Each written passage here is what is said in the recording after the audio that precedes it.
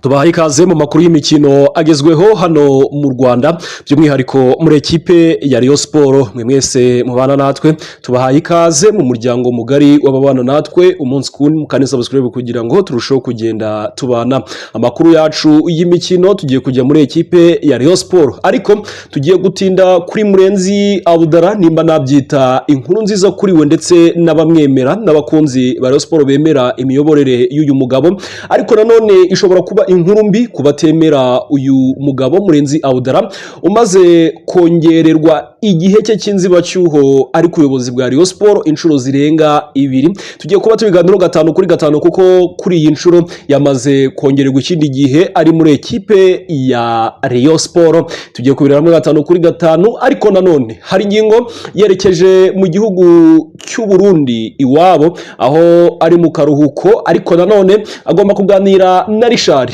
Tugiye kubiganiro turebe hamwe 5-5. Ese abakinyi bashya ekipe Rayon Sport yaguze ndetse yarangije kumvikana nabo baragera mu Rwanda ryari? Ibi byose tugiye kuba tubiganiraho 5-5. Ese igihe cy'imyitozo igihe cy'ama ekipe agiye atandukanye cyo gutangira imyitozo ntabwo kiri buze kuzamurwaho gatoya, kuko impuzamakino y'umupira w'amaguru muri Afurika CAF yamaze gutangaza ko igihe cyo gutangira kw'imikino nyafurika ya CAF Champions League ndetse na CAF Confederation Cup kigiye haruguru.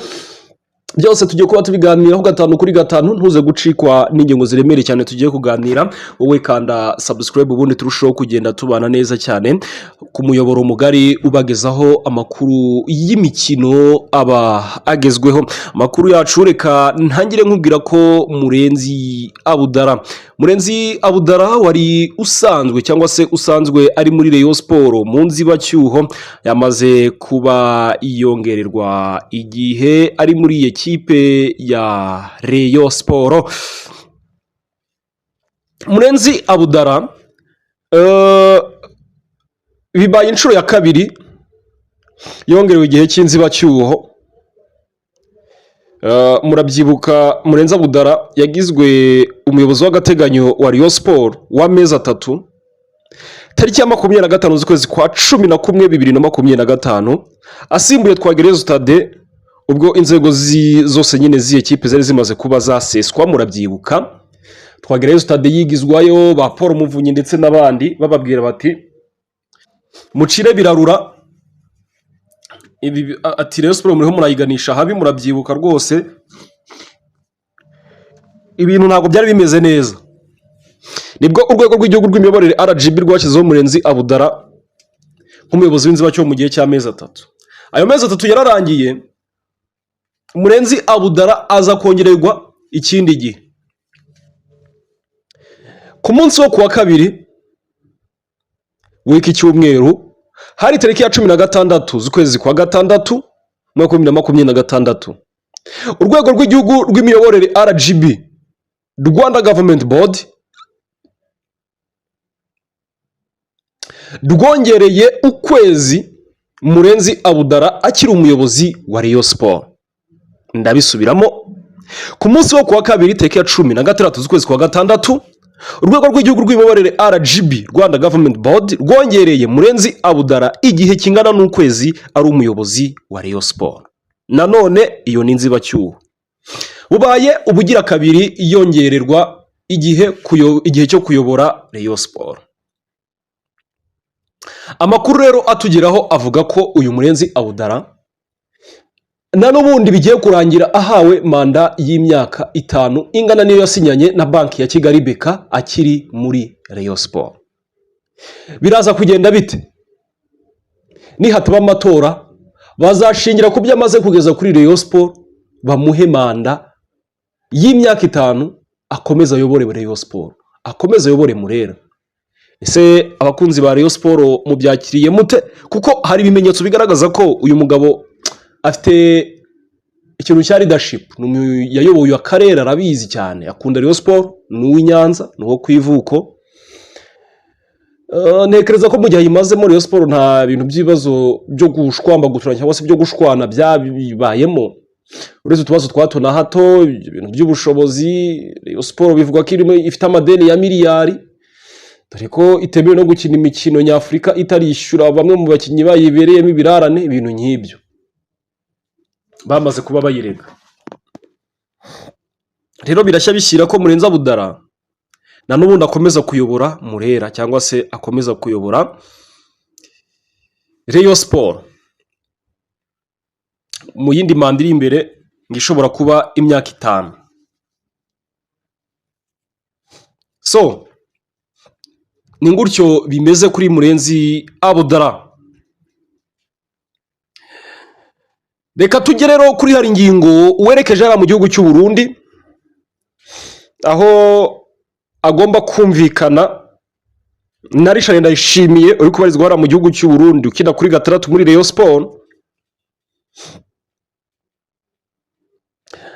Mu bimujyanye ni mu kiruhuko ariko no gukonveka Richard Ndayishimiye amwereka idonido, amwereka profize hari kuza kongera amasezerano muri Rayon Sport. Uyu Richard Ndayishimiye ni umwe mu bakinyi beza Rayon Sport ifite basoje amasezerano bagomba kuganirizwa hakarebera hamwe uburyo yongererwa amasezerano muri iyi kipe ya Rayon Sport. Nanone kandi Rayon Sport yamaze kumvikana na Henry Musanga. Rayon Sport itegereje amafaranga ya Ruti agomba kuza mu kwezi kwa 7 yose imbumbe kugira ngo Henry Musanga atere ku mukono ku masezerano ubundi mutangaze. Muri Rayon Sport kandi umunyanigeria Ibrahim Dingare, umunyachadi Charles Chopolo